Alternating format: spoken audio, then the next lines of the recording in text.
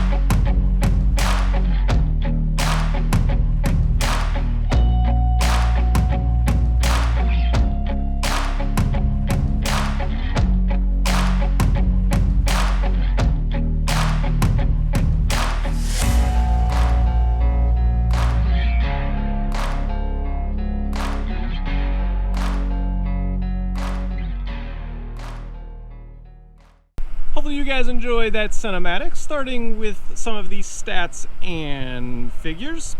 This Sentra SV is a 2-liter 4-cylinder pushing 149 horsepower and 146 pound-feet of torque. Transmission is an Xtronic CVT, which basically Xtronic, from my understanding, is just to allow less friction, which allows it to last much longer because it has better heat dissipation. Okay, drivetrain is front wheel drive. Curb weight is around 3,038 pounds. Going to be pushing it from 0 to 60 in about 8.8 seconds. MPG 30 city, 40 highway with a combined average of around 34 MPGs. Gas tank size, you're looking at a 12.4 gallon tank. Touching on overall dimensions, you're looking at about 15.2 feet in length.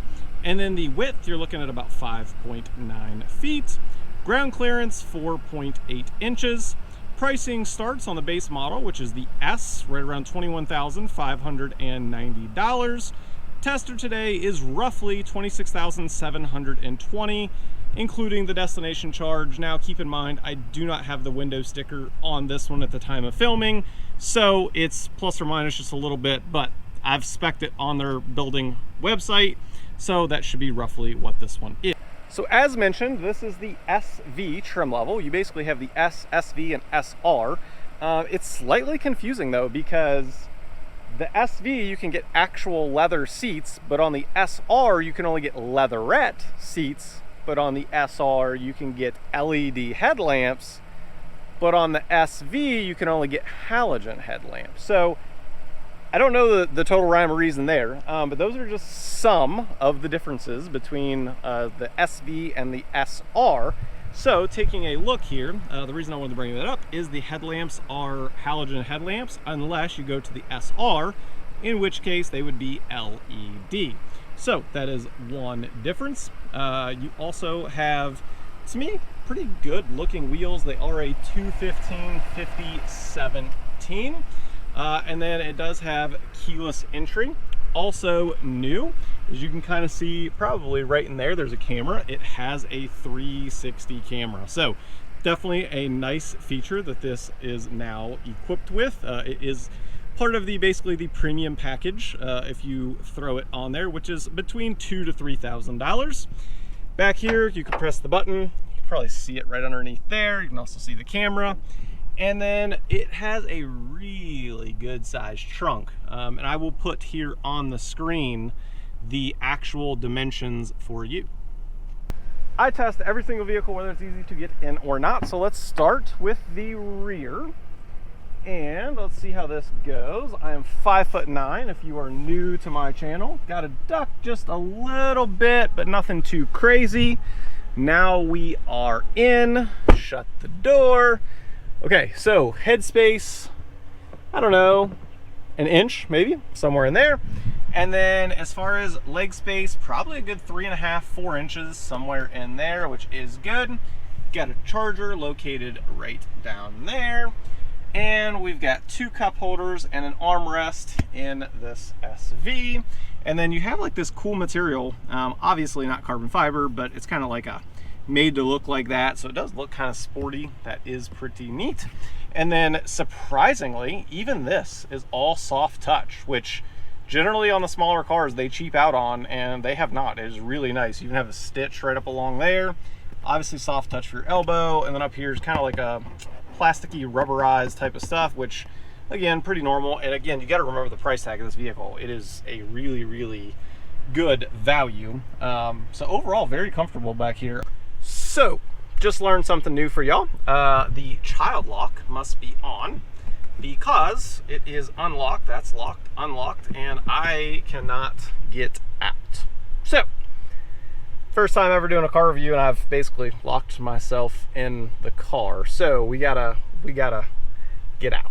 Not to worry, we've made our way out. Actually, the other door was unlocked, so I didn't have to like climb through the front or anything. But nice little note to make sure the doors are not child lock is on. Make sure to turn that off. So if you're out here and you're doing anything similar, lesson for you. Nonetheless, here we go, getting into the front. Really easy car to get in the front especially. And then as far as head space, you can see there is a good bit of space. Leg space, obviously up to you where you want to move it, but I've got a ton. Not bad. Checking out the driver's door, you can also notice this has the Bose speakers also with like the premium pack, if you will. And then similar to the rear door, it's pretty much set up the exact same. You can see only this one is auto. Lock, unlock, and then all of your mirror adjustments. Taking a look at the steering wheel, it now has what I call like a Maxima steering wheel, which is a flat bottom, feels a little bit more sporty, which is nice. All of your controls over on the left, volume, seeking, stuff like that, and then obviously your menu out in front of you. And then over here we've got our cruise control. It does have adaptive cruise control, which that is nice. Voice commands, and then obviously phone control. Over to our right, we do have an 8-inch touchscreen, and while we are looking at it, let's go ahead and hit the camera button. And as stated, there is a 360 camera, as you can see. The one thing they could probably upgrade is the quality, but it is still there, you can still see, and that is definitely a nice feature, having the 360 view. Also optional is a frameless mirror, which is also auto dimming, and then it also has the 3 buttons for your garage controls. Further up, we do have a sunglasses holder, and then also in the premium pack is basically the sunroof. And jumping back down here, we have dual zone climate, which is really nice to have. And then we have heated seats, but there is no optional cooled seats. I would like to see that in the future, just as optional for those that do want it and want this size of vehicle. Way down there, we do have the auto stop start, USB-C, USB-A, aux, and then I would just call it, to me, like a cigarette lighter type of charger. Start stop button. We have obviously a pretty standard gear shift. It is leather wrapped as well with the premium package, as you can see, and these seats honestly are gorgeous. Like, you got to understand the price of car you're getting, and to have full true leather seats and have them look like that, that's actually really, really good. These seats are the best in the industry, in my opinion, for the price and type and size of car. Taking a look at the center console, it is nice and soft. You can probably see as my fingers touch there, and then it is rather deep. You would probably fit 4 tissue boxes in there stacked on each other, so good size there. I think that's pretty much everything on the interior, honestly. Again, they've done a really good job. A lot of bang for your buck is what you're getting in here, and obviously good gas mileage as well. So without further ado, let's get this out on the road.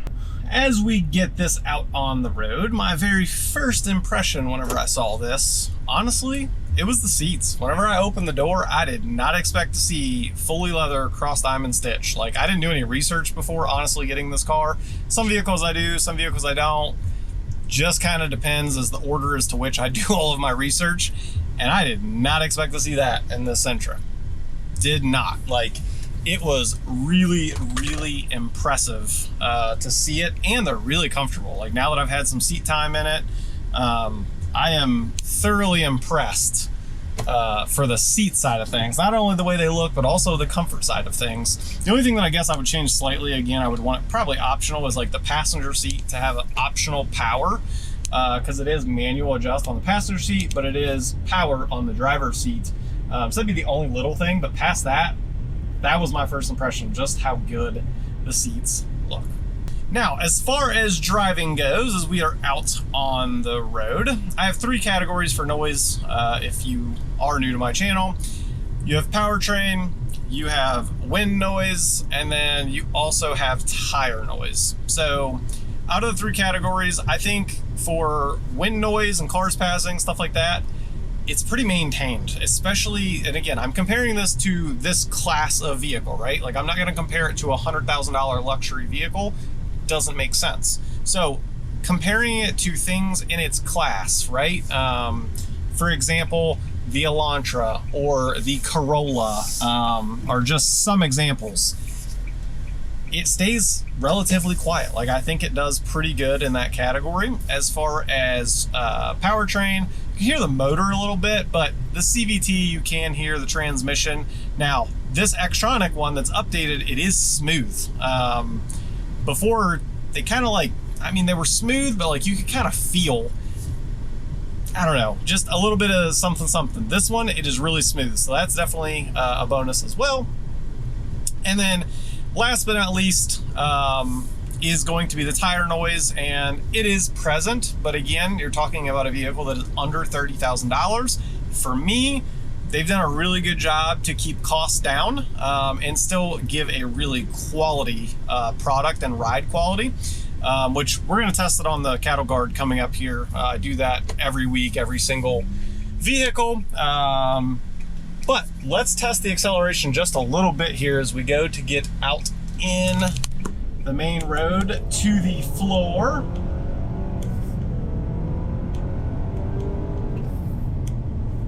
Not the fastest of vehicles, but is smooth. Like, is when like the transmission's going and all that stuff, really, really smooth. So they've done a good job as far as that goes. Hopefully the audio turned out to where you can kind of hear it.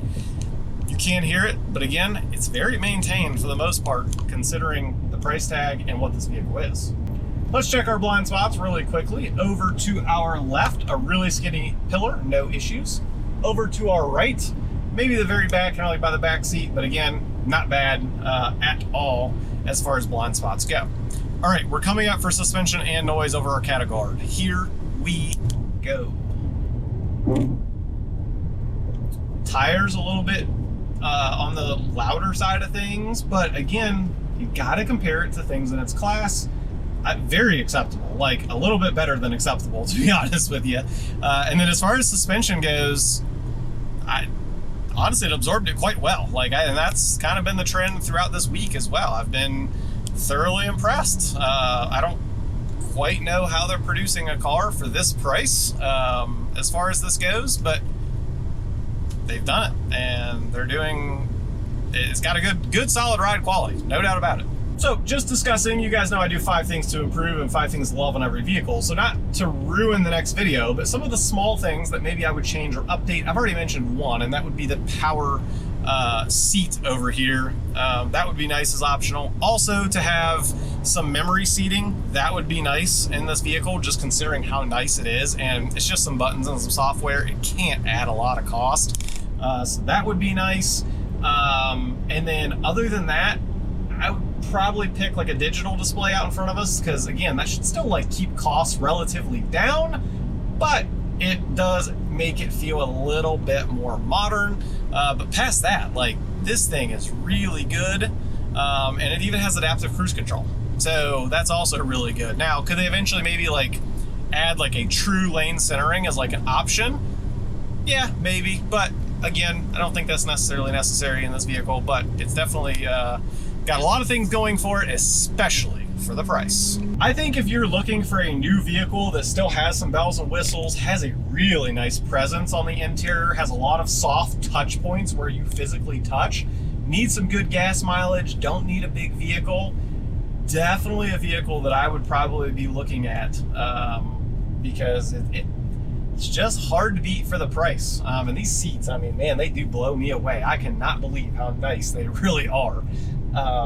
I know I keep kind of beating a dead horse, but it really did. It threw me back. I'm impressed with the seats. They really took her up as far as appearance with diamond stitch and everything and actual genuine leather. That's pretty wild. So next video, 5 things to love, 5 things to improve. I think we've covered just about everything on this. Hopefully you guys enjoyed today's video. Over 21,000 subscribers. So thank each and every one of you. As always, I'll catch you guys on the next one. Peace.